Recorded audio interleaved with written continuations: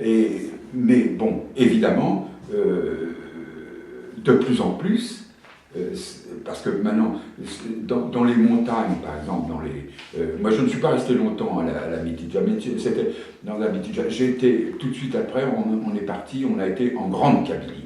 En Grande Kabylie, à Tizi Ouzou, qui était la préfecture, la sous-préfecture de Grande Kabylie. On est monté, on a essaimé en batterie les unités. Mon unité, mon régiment avait plusieurs batteries.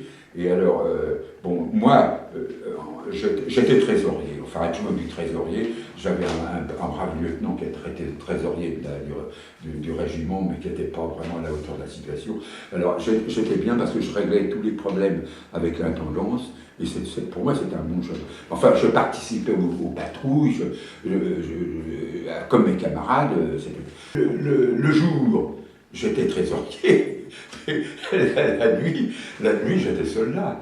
Ah oui, non, je sais pas. Ah non, puis d'ailleurs, j'aurais pas accepté ça. Ça, je voulais courir les mêmes risques que mes camarades. Ah non, ça, j'aurais pas voulu. Non, je sais pas. Oh, je fais bien souvent le lieutenant, parce que je lui rendais tellement de service. Il me dit, oh, si tu veux, tu sais, tu pourrais peut-être... Non. Mon lieutenant, je ne veux pas. Il n'y a pas de raison d'avoir... Non. Je n'avais pas d'état d'âme. Non, j'avais pas d'état d'âme, comme mes camarades. Non, parce qu'il y avait, c'est à souligner, mais une réelle fraternité dans ce qui est pour ce qui est des gens du contingent, une solidarité de fait. Donc il n'y avait pas d'étudiants, etc. On était tous égaux, kiff. On était tous pareils. Et on devait subir le même sort, les mêmes épreuves. Donc, les épreuves, il fallait les subir. Donc, comme je vous dis, je n'avais pas d'état d'âme. Je partais, et puis c'est tout. Et, bon, les copains, oui, je vous dis, je remets ça encore, mais il y avait une co-fraternité, une co-solidarité entre nous qui était... Oui, ça vraiment... non, ça...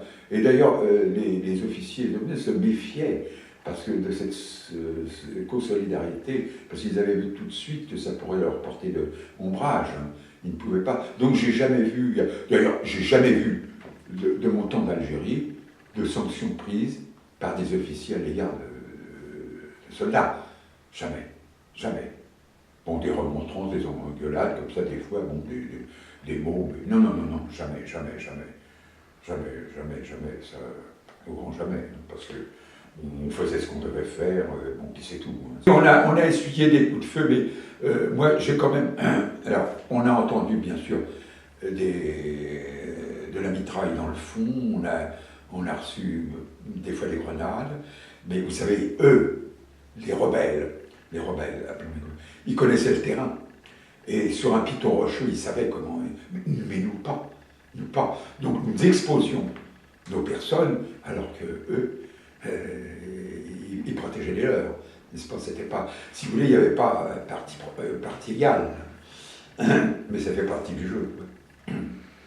Mais lorsqu'on faisait des arrestations, il y avait des interrogatoires, mais vous savez que pour les interrogatoires poussés, il y avait des unités spéciales dans l'armée. C'était pas, faut pas jeter l'anathème sur le contingent, c'est pas vrai.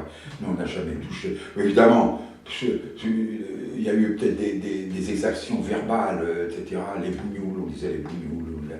Bon, enfin, c'était le jargon militaire, vous savez, c'était comme ça. C'était pas pour autant méprisant et méprisable. Mais disons que, bon, quand on arrêtait quelqu'un qui était censé avoir un commandement dans l'organisation rebelle, etc., bon, le commandant prenait la décision de le confier aux unités spéciales. Alors, oui, parce qu'il avait des ordres là-dessus. J'ai eu plusieurs... Non, de mort, je n'ai pas connu. De mort dans le commun. Mais j'ai eu des camarades blessés.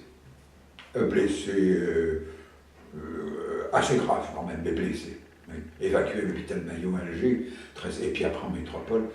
Et bon, mais autrement, si vous voulez, non, mais c'est pour ça que je dis, moi j'étais, vous savez, vous m'interrogez, mais je fais partie, là, si vous voulez, des classes, les premières, nettement favorisées.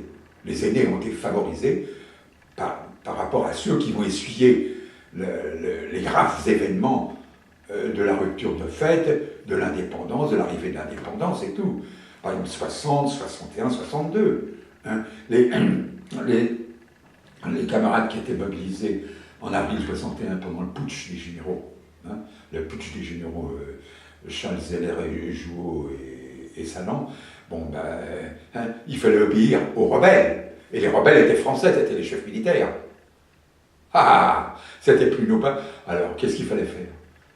Alors, ça a été justement le contingent a apporté vraiment un témoignage qui je ne sais pas qu'il n'a pas été tellement reconnu, mais que quand même, il se restait fidèle à la légitimité républicaine.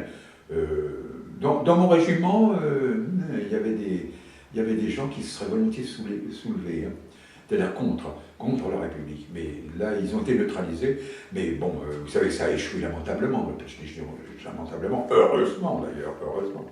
Mais le contingent évidemment, parce que sinon, alors là, ils voyaient leur libération, c'était fini, on ne sera plus jamais libérés.